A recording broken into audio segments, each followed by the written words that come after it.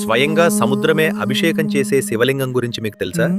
అది గుజరాత్‌లోని స్టంబేశ్వర్ దేవాలయంలో ఉంది. ఇక్కడ రోజుకు ఖచ్చితంగా 2 సార్లు సముద్రం గర్భగుడిలోకి ప్రవేశించి శివలింగానికి జలాభిషేకం చేస్తుంది.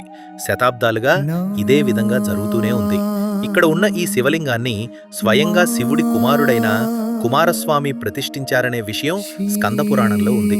కుమారస్వామి తారకాసురుని సంహరించిన తర్వాత తీవ్రమైన పశ్చాత్తాపంతో నిండిపోయాడు.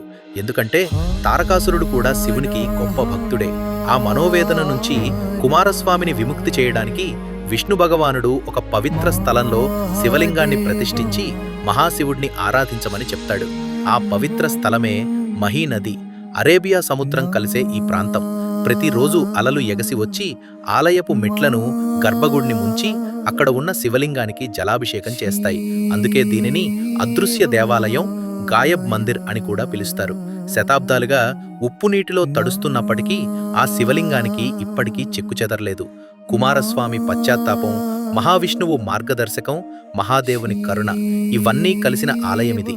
ప్రతిరోజు సముద్రపు అలలు తగ్గగానే వేల సంఖ్యలో భక్తులు వెళ్లి స్వామివారి దర్శనం చేసుకుంటారు.